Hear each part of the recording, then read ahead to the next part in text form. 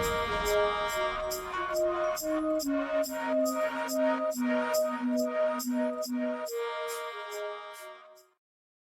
the name of Amen, the Supreme, the All-Powerful, the one and only true Lord, in Amen we think, in Amen we trust, and in Amen we will continue forward forever as the Republic of Intellect.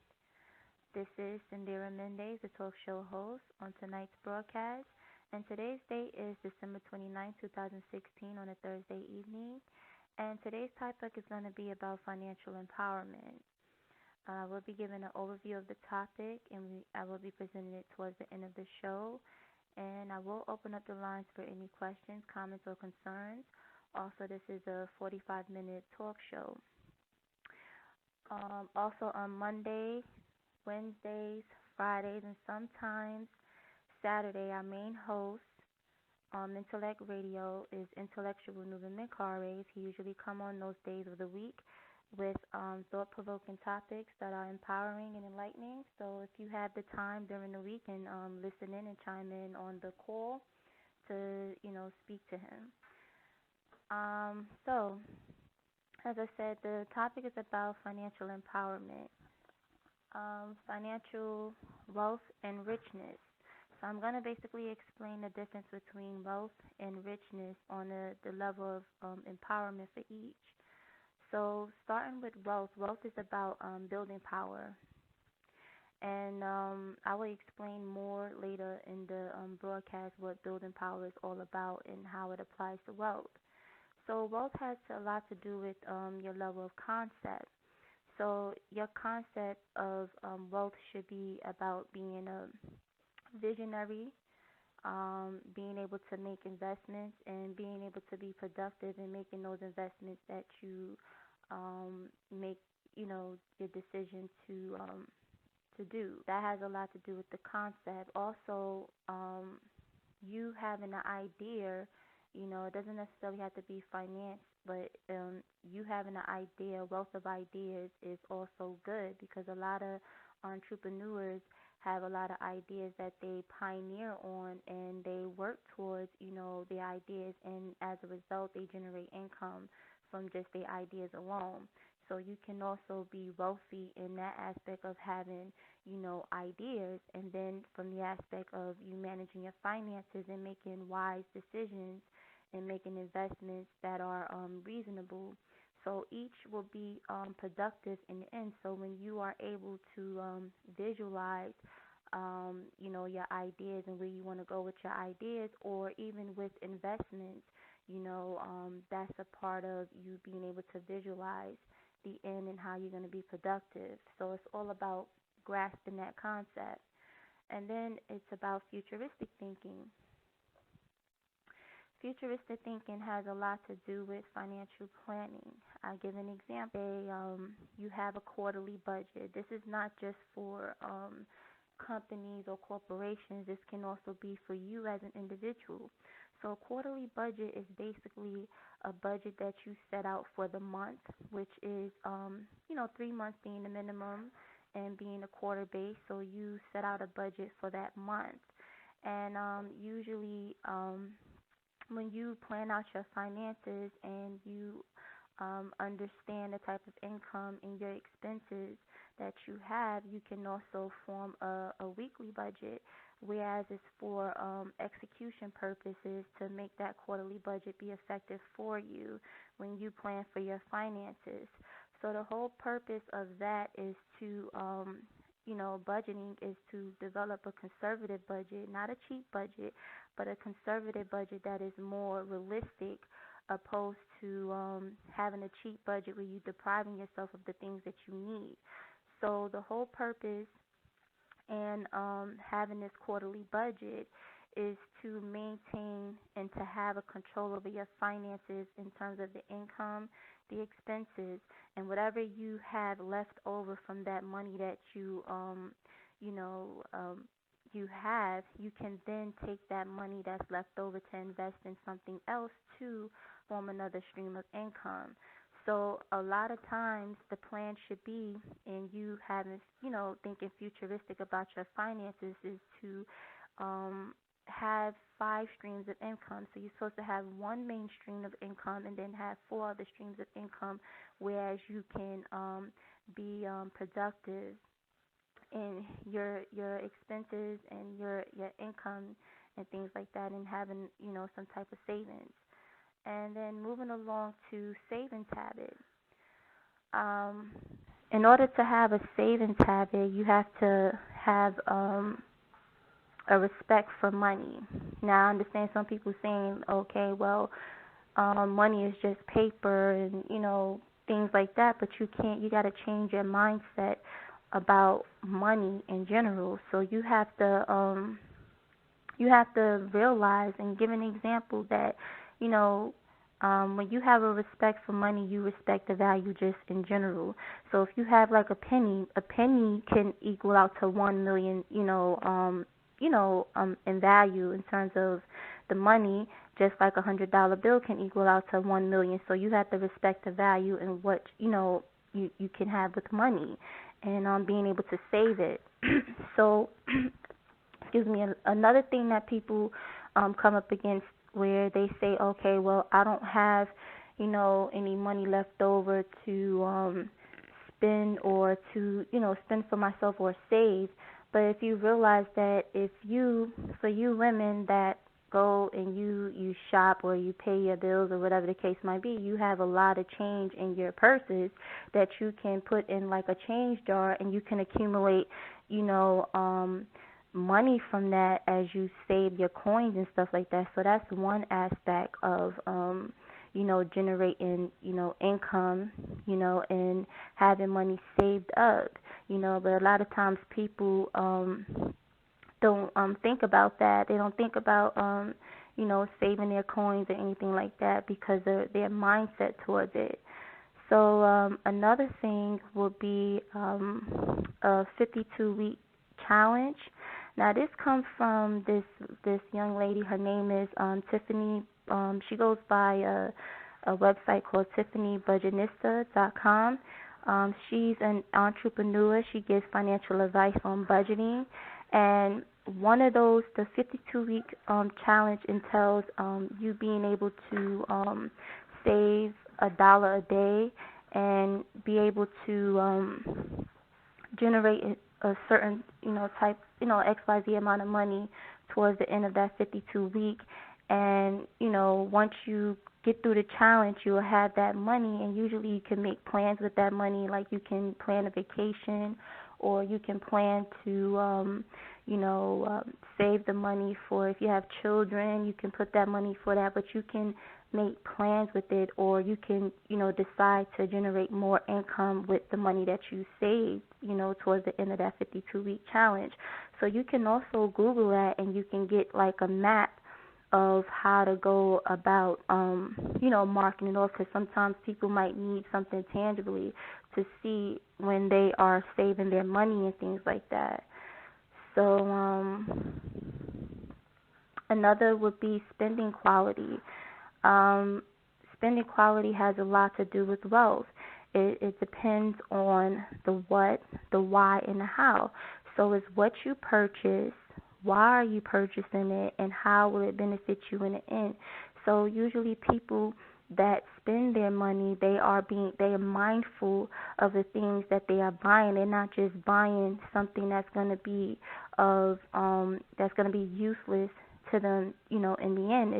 If anything, it's going to be useful for a future event for them. So a prime example would be shopping off season. Like for those women or just men in general, for whoever who likes to shop, shopping off season is a good. For example, let's say it's the summertime and you go shopping for a coat or some Ugg boots or something like that.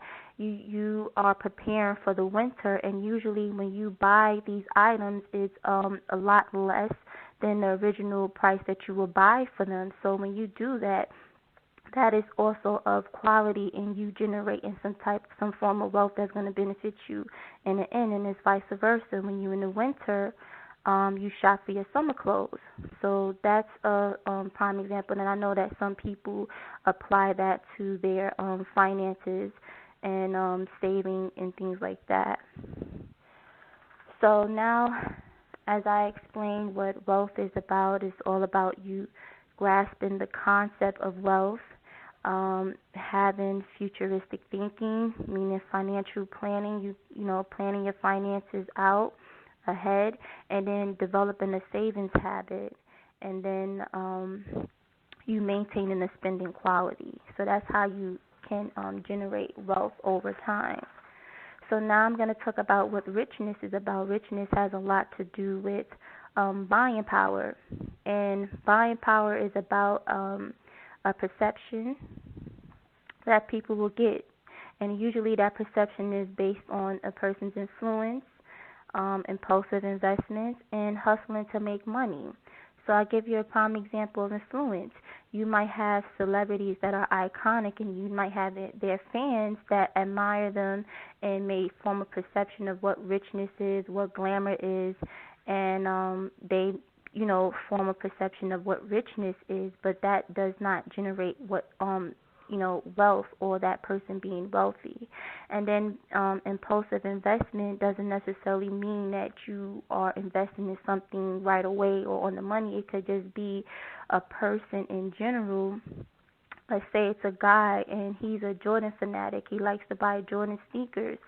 Let's say it might take, a working guy. He might want to buy 6 pairs of Jordans, which is, 3 pairs, but six of the same 3 pairs. So in other words, he's buying 2 pairs of the same exact pair of Jordans. So let's say he get it for a purpose. So he gets these 2 pairs of Jordans because he might want to have one for casualty wear, and he might want to have one for sports wear because he might play basketball. So that's the purpose in him buying those 2 pairs of Jordans. And then on top of that, the reason being could possibly be that, he wants to uphold the image or reputation about, him, how he look and how he might be, towards his peer group and stuff like that. So that's all falls under the category of perception, and that's not about a person, being defined as a wealthy person. And then you have a purchasing merchandise or property that has a depreciative value. So I use a car as an example. A car is something that depreciates in terms of its value. We all know that when the moment that you buy a car or a house, that the value of each begins to go down. So these are 2 financial assets that people have, and a car in particular.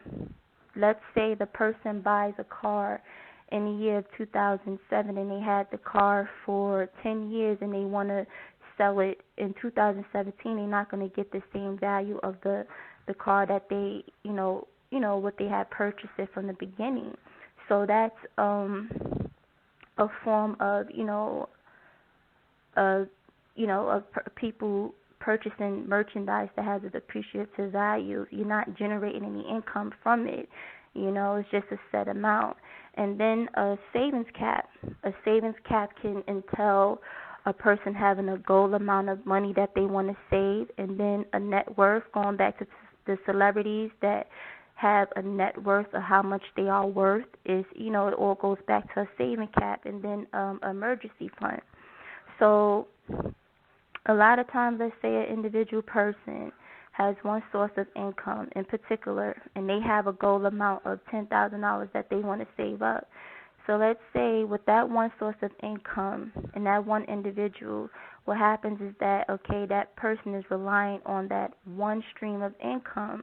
So now let's say something happens and they lose their job. Now that money that they may have saved up, they might use it, and the more that they use it for the things that they may need or whatever the case might be, that money, that value of that $10,000 starts to decrease.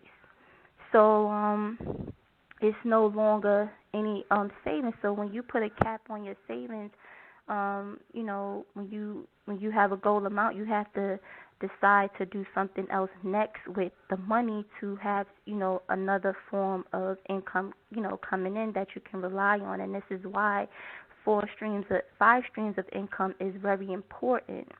And then emergency fund.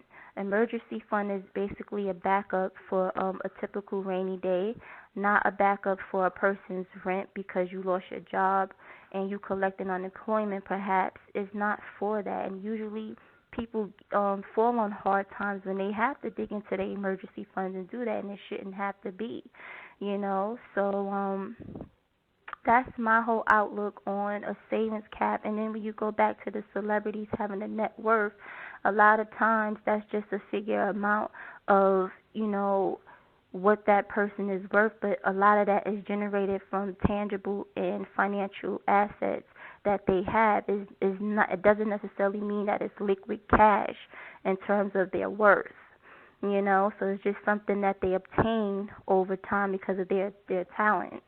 And then spending habit. Spending habit has a lot to do with a person buying to build up or maintain their image or their reputation, as I said.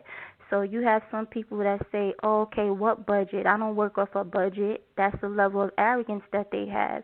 But they'll spend until they don't have no more money, and then they wonder where all their finances or their money went, you know. And having a spending habit, that means you don't have no constraints on your spending, you know. And the worst thing is to spend your money and not know where it went, you know. So you have to be very mindful of where your finances go and how it's gonna you know, be able to generate more income in the end.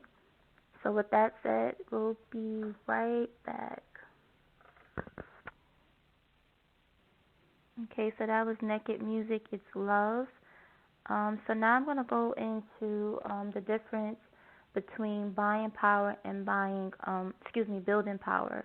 And first, I want to give acknowledgments to my mentor in intellectual 괰ɪᴜ because he did a previous broadcast about the difference between building and buying power. So I give him a lot of credit for, you know, me sharing this as his student. You know, I also wanted to give my outlook on what I had, you know, learned from just listening to that broadcast alone. So the difference between buying power and building power, one will keep you wealthy and wise, while the other will keep you rich and unsatisfied. And the reason why I say that is because a lot of times people that have this mindset of being rich, they usually go unsatisfied with consuming, because all they into is just consuming, and not really acquiring any type of wealth, you know. So true empowerment is in your ability to build as a collective rather than buy as an individual. So building is about giving and receiving as a collective value. So that's what building power is all about. And then buying power is about being rich and consuming constantly or continuously as an individual with value. Going back to the celebrities, having a net worth or building up a net worth about themselves. So buying power consists of three things. It consists of building an image, building up a reputation, and building up a level of worth. So it's based on the value of how much a person can consume in order to feel empowered as an individual. So all of this is, you know, based on what that person can buy that will eventually become useless to them. Because if it's not of the three necessities as food, clothing, shelter, if it cannot, you know, provide those necessities, then what good is it having any materialistic things, right?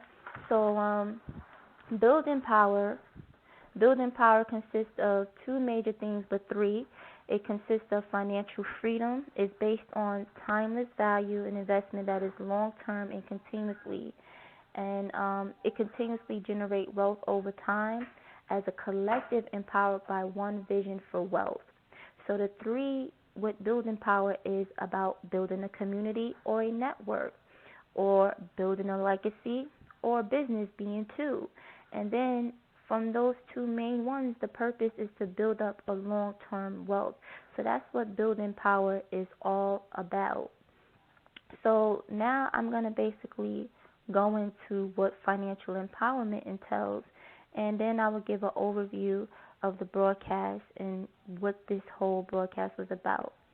So financial empowerment consists of, it's about giving and receiving if you want to acquire wealth. It's not just consuming and saving a savings cap. It's not just about that. It's about having control over your finances, your income, and your expenses, and not about spending mindlessly. Learning to live off of a conservative budget that's realistic, not a cheap budget that keeps you deprived of your necessities. Okay? And then learn to invest in building power rather than buying power. So the key to wealth is change your mindset about money and have money work for you rather than always work for money.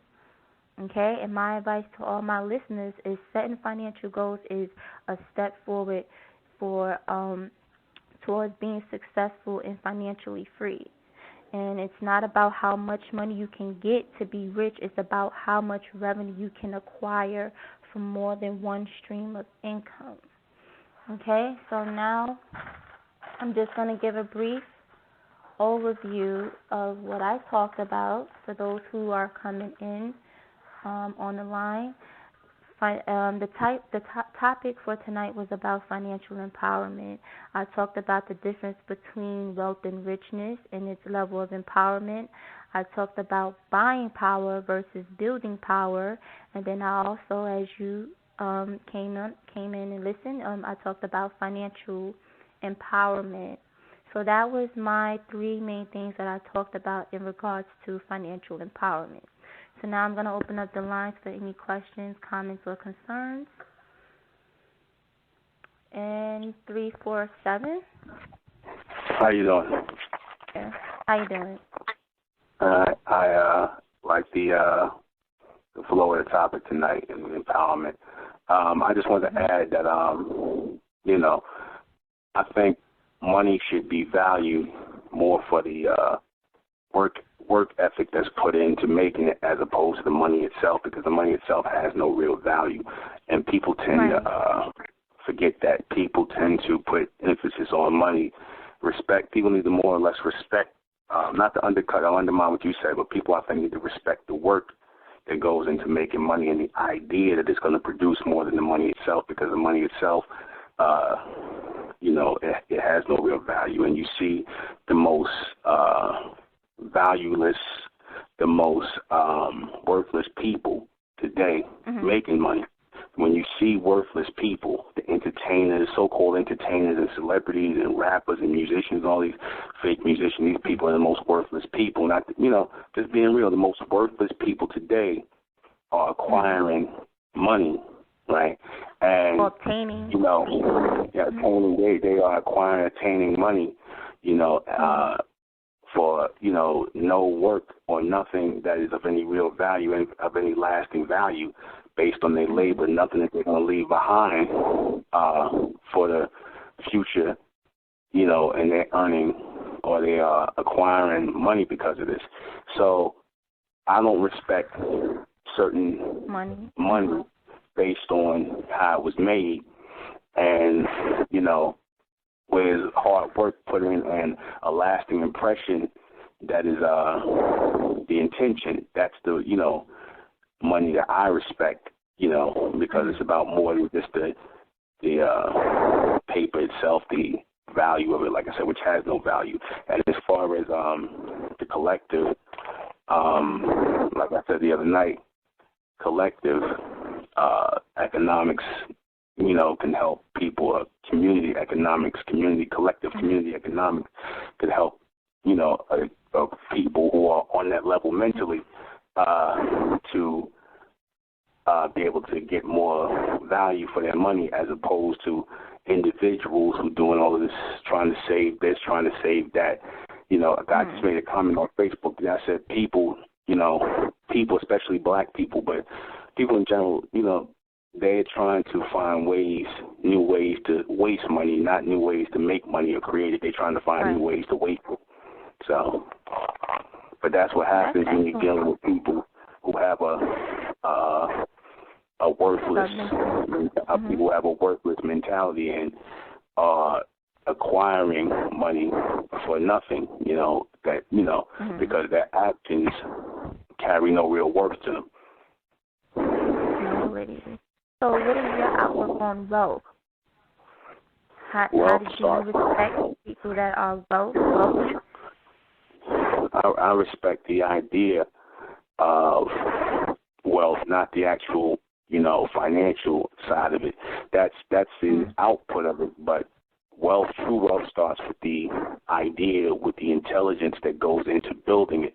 Like I respect a lot of the people who became billionaires and things like that over time, and trillionaires.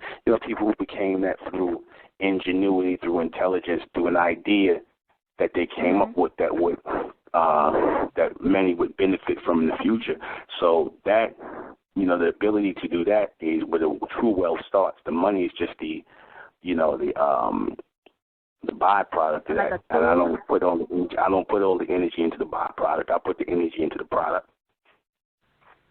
Okay, so let me ask you a question. If we didn't have money, how do you think we can thrive economically if we didn't have money? If you're saying that we're not supposed to respect, or have a level of respect for money.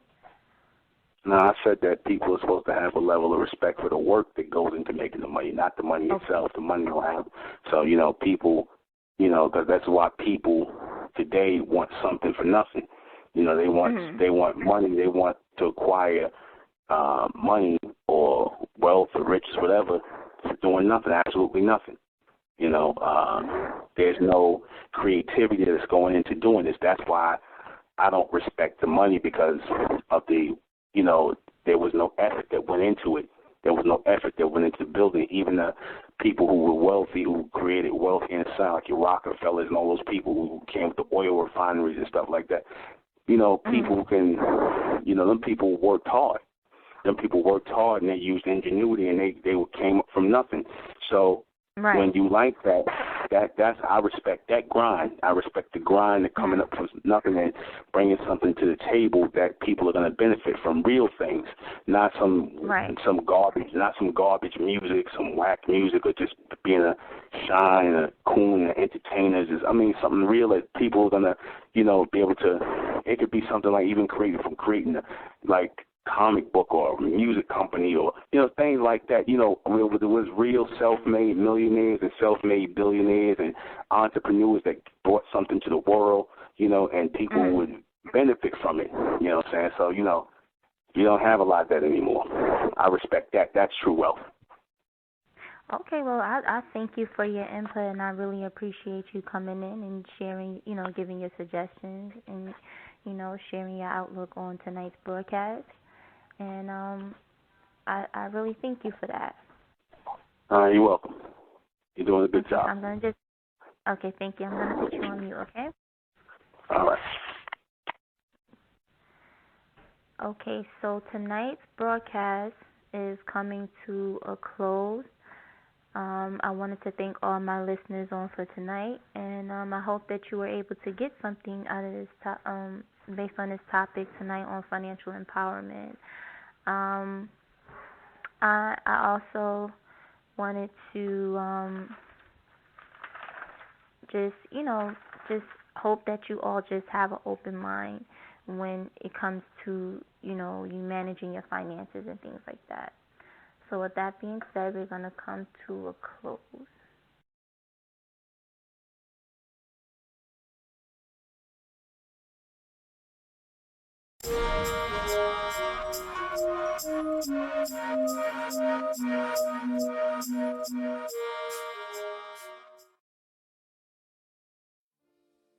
It's the Republic of Intellect, rising out the black race to the white race, out the black race to the white race. It's the Republic of Intellect, black race to the white race. If it's hell, and then it's hell us. They tried everything just to spell us. Fed us religion, gave us fake gods. Through all of that, we beat the odds. Now we coming together under one flag. Colors red, gold, and blue. Superman, Superwoman, that's me and you. The infinite capabilities that we can do.